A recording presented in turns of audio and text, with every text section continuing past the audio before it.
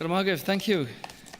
First of all, I want to say that I've always had a high regard for the Irish, for the IPPN, for the pragmatic way you go about your business and about looking at change that's inevitable in all our lives. So the first thing I want to say is that I want to thank Sean for the invitation. I used to stand in front of the class myself many, many years ago. And I was one of the first batch to come out in the early 70s with the new curriculum. Remember the new curriculum? And God, no more than now, I suppose, you were promised everything about all the new fandangled ideas about how you could teach, the old big spool tapes of tape recorders and all of that, and the blackboards and the chalks long before whiteboards and all the other things that have followed. But I remember being so-called trained at 19 to do all the things that one could do with mind and body and education, dealing with a young lad who actually was autistic, but I didn't know that, and I had no training to deal with his challenges. And I've often reflected on that training and understanding of just how complex these things can be is so important for you, personally yourselves, and professionally for what you do in the classrooms. I always remember the Shakespeare line, "There is no art to find the mind's construction in the face." So you might think you know, but maybe you don't. I've actually had to refer to this on a number of occasions since I became a Taoiseach in a number of different fora. And it's important that we have, as individuals, a need to examine our own lives and to, as I say, mind our lives. Now, Karen Blixen, the author, wrote, "All sorrows can be born if you can put them in a story or tell a story about them." All sorrows can be born if you can tell a story or tell a story about them. The psychoanalyst author, Stephen Gross, he poses a different question in response when he said, "What if we cannot tell a story about our sorrows? What about if we cannot tell a story? What if our sorrows start to tell us?" Think about that. I'm sure many of you, if not all of you, see and hear such stories of fear, anxiety, concern, loss, from the smallest of infants right up to leaving cert classes and indeed beyond. And sometimes you probably feel these things and these stories in your own lives because you're no different than all the rest of us. The psychotherapist and the clinical professor at UCLA, Daniel Siegel, he wrote a few very compelling pieces on the connection between brain and mind, on how or whether we integrate the various parts of ourselves in terms of how we live our lives, transform ourselves and our relationships, and experience emotional well-being.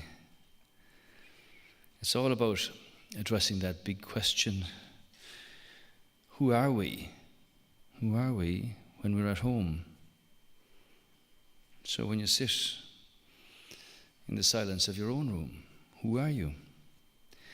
And that home means in here, in yourself, as they might say, our most precise, yet sometimes our most remote coordinates. That's very individual for each person.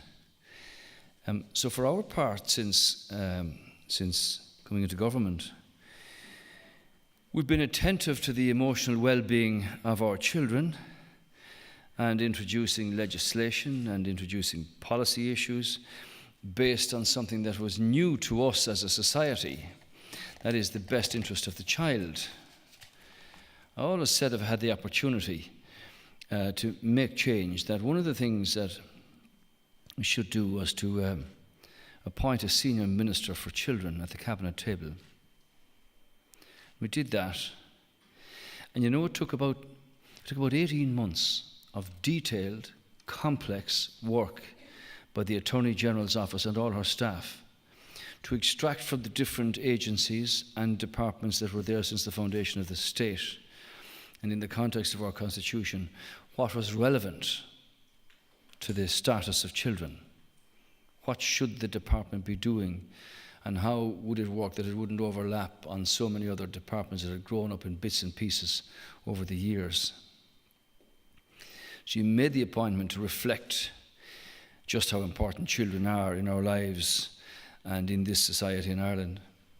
And you followed that with a referendum of the people, giving the children their own citizen status. And follow that by setting up the Child and Family Agency, TUSLA, and I know you have some very eminent experts here, to promote the development and the welfare and the protection of children. So important when you look at the stories that emerge, and when you see the stories internationally, what's happening. So it's at a strong start on the journey that we have to travel. And as a government and as a country and as a people, we have to focus on its future and its move from crisis intervention to early intervention. You can deal with issues as they arise. So well-being is now a subject on the junior cycle. Let's see how that's going to progress and make an impact for the future. The campaign called The Little Things is an online awareness resource for adults. It's discreet, it's powerful. I support it strongly, because sometimes while you might be adult, or as the children might say, you're big, people can lack courage to say, I've got a problem myself. Am I going to address this before I stand in front of the class the next time, or before I have to stand in front of the class every week, every day? And if you can't feel that inside yourself, it's very difficult to transmit it to anybody else. If you've ever been in a I suppose an unfortunate example, but sitting in a car with a nervous driver, it goes everywhere. So it's the same with emotional well-being. If somebody's having a little challenge or a problem or whatever, we need to be courageous enough to kind of say, well, there's help here. You don't have to be in that spot. You're a professional. You've got an individual private life, but you're here to bring others on a journey.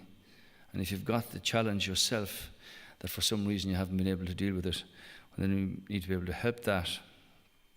See, for children, it's not as it was when I went to school, because you knew the other children in your class or in your schoolroom, and that was it. And as you played games or football or hurling or whatever it was, to travel to the next school and the next schoolyard and the next pitch, you gradually began to meet other people. And then secondary school the same way. But now it's handheld, and it's not peers in the house or the school. It's global. The push of a button, they're all there. In one sense, it can be very strong, because I saw with their own children, they move through their younger years together with their peers. And they're always in touch. Has an advantage and a disadvantage, obviously, but it's not confined to the boundaries of the home or the boundaries of the school anymore. The experiment recently with broadband, school talking to Alaska, school talking to New Zealand. What are your games? What are your music? Who's your favorite singer? What kind of things do you do when you're in your pastimes and so on like that? So with the social media now, it's not just peers at home, it's peers right across the world, and that's where the reach is. And like life online is not, how are you? How do you feel today? It's thumbs up or thumbs down. Followers or favorites. And some would like to say, well, I go out of my way to have more favourites or more followers. And you know yourselves the danger that these things can have, and one trying to best the other. So the psychiatrist Daniel Siegel writes very powerfully about the importance of feeling felt by those that we meet and those to whom we relate. The sense of whether we get each other, the cues we give and the cues that we take. Social media can take that opportunity away from us, that human and that humane convention. Delete, not the same as the talk. Draw them, lead them, engage with them. So we can all underestimate a child's capacity to suffer cruelty or indeed to inflict it. I was at a funeral a couple of years ago. A young mother died, unfortunately, in a tragic accident. And I remember looking at the face of her little boy, who was 4 and who was just completely confused by the fact that Mommy was lying here but couldn't speak. And yet it happens in millions of cases all over the world in very much more horrendous situations on many occasions, and yet children grow and they make their way in to whatever degree. So here in Ireland, as a small country, we've got, an education system that we can generally be very proud of, but we can make it better.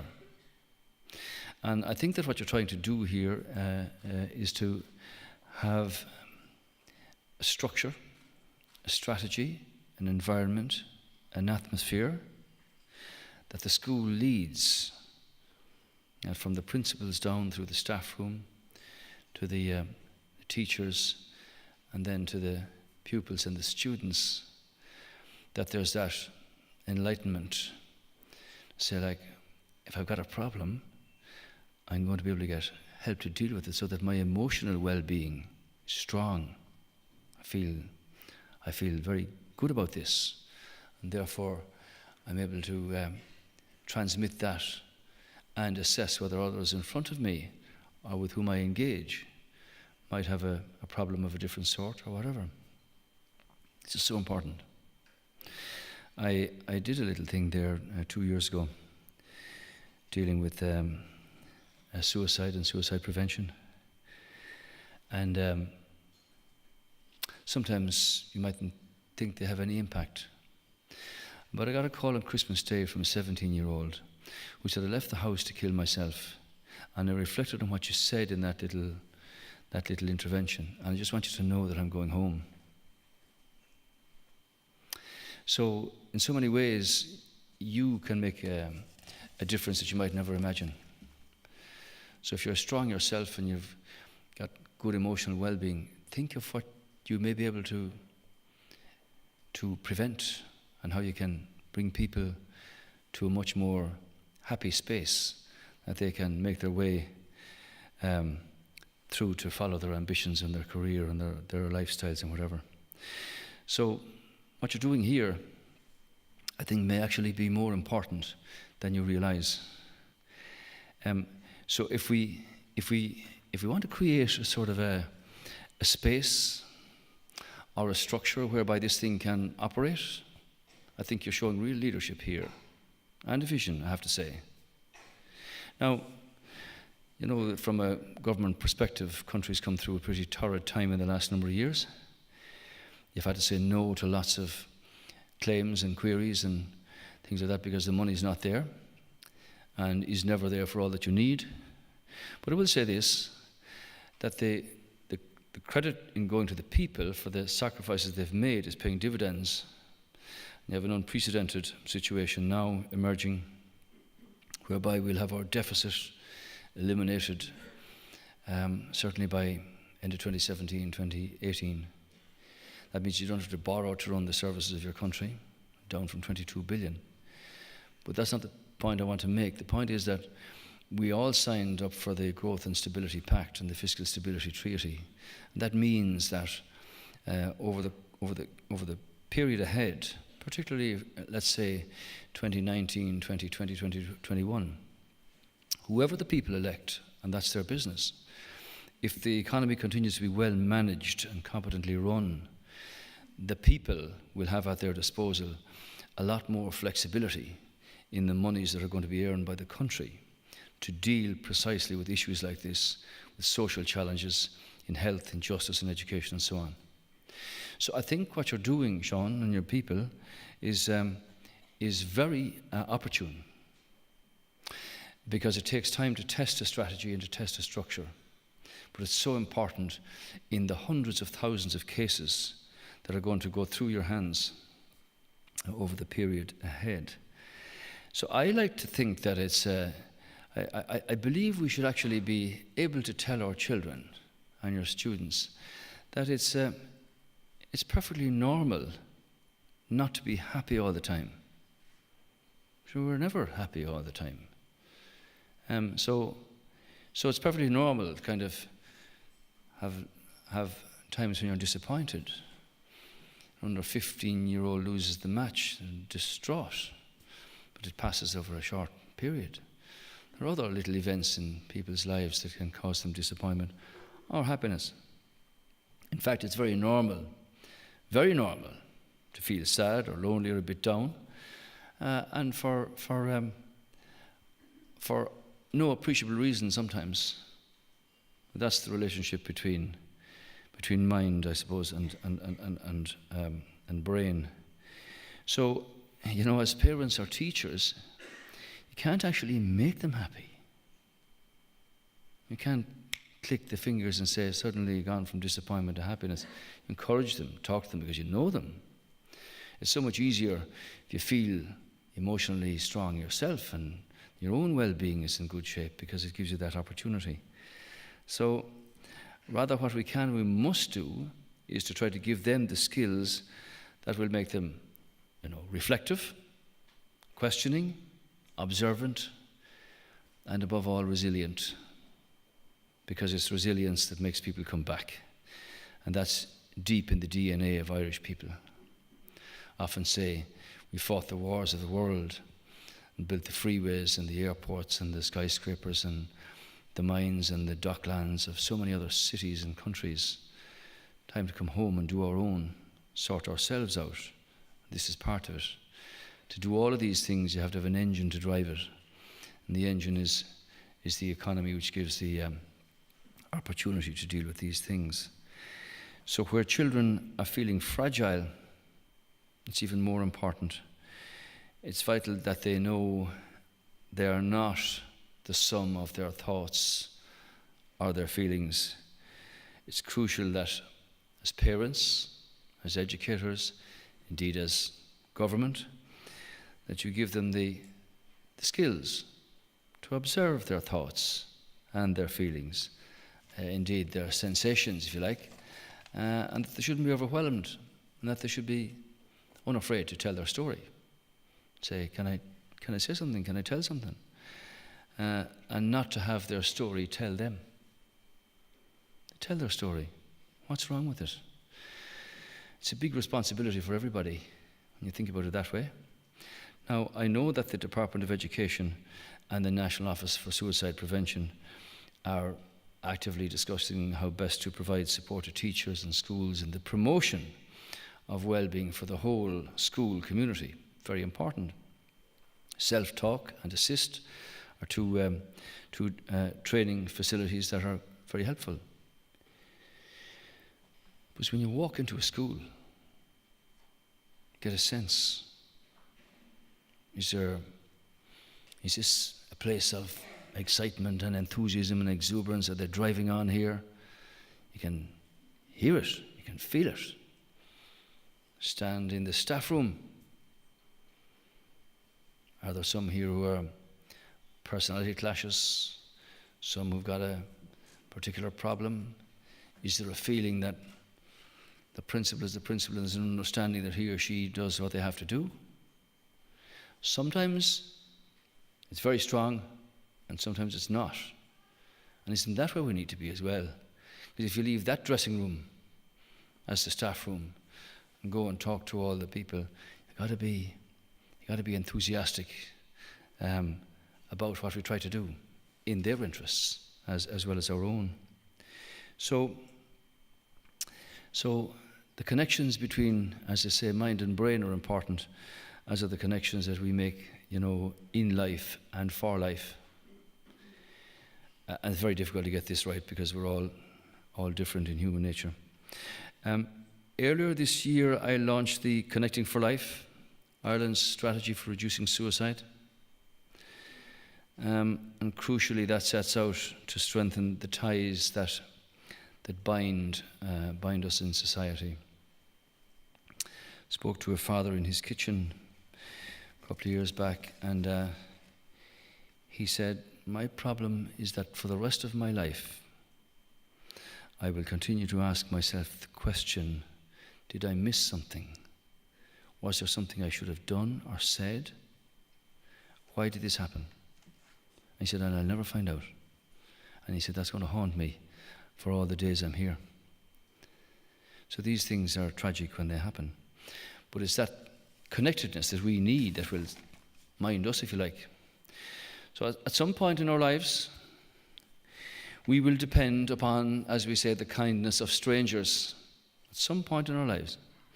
Or we will be the kind strangers ourselves. A hand on the shoulder, have a cup of coffee, have a cup of tea, can I call around to see you? These are things that make an enormous difference. And in a world of frenzy, sometimes we forget these things. So as we stand before each other, in the classroom or wherever, will we shadow each other or will we shelter each other? All part of life. So as a nation, we must not alone become mindful, but become minding of yourselves and those around us. As I said, this can happen in very simple, ordinary ways. You can break the momentum one way or the other. A touch, a word, a call, a visit, so important. But always have an ear that's open for somebody who's got a problem. Can I say something to you? I need to talk to you. Can you help me? I want to tell you something, or whatever. And if you get that right at the big level, it's so much easier to do it with those who are coming behind us. And think of the strength of the society that will emerge if we get that right to a greater extent. So what you're doing, I think, is very important. It's visionary. It's leadership. And I would suggest that in being supportive of this, if you get the strategy and the structure right in what you're doing, if we can test that, you're actually going to be in a position where the engine will drive the economy to a point where these things can be supported very strongly. And when you think of the saving that will arise over many years, because you've got a stronger, more emotional well-being in our society and in our people, makes it so much easier. So, be in no doubt at all, but that the ground that you're treading now, and the ground that you're ploughing, if you like, is and can be miraculous. Because if it's only one, like the young man who rang me, said, "I'm going home. I'm not going to have somebody else carry bad news. I'm going home myself, because I believe in what you're trying to do here." So, for those who stand in the classrooms, talk among yourselves as teachers, parents, to the students, think of your class and say, like, am I in a position to kind of, be strong with them, bring them with us? I was at the airport heading for Brussels there a few weeks ago, and a young man walked up to me and he said, "Do you know me?" I said, "I do. I do. I don't see you as an adult, I see you as a child. And I remember almost over 40 years ago, when I was teaching you how to spell, he said, "That's correct." He said, "No, I'm off to Sweden doing the job I'm doing for the company I work for." So think about it. You are really in an influential position because you're dealing with those who are going to carry us on their backs in the next generation and the one behind it. And when I see the biggest change in Irish society has been the confidence of young people and how they can stand on any stage with their peers anywhere around the world, be very proud of that. But there are some who have a challenge, and that's getting that emotional well-being right. I think from government point of view, Jean would like to be very supportive of this. So my challenge to you really is, you talk about it. You work with the professionals who are here. Put together the structure and the strategy, and let's see how we get on in being able to help you implement it, which is in the interests of so many people, that they can lie down at night and say, "God, I feel good. We've dealt with this problem, and it's not going to be a burden on me anymore." Thank you. We're all very excited that we're going to be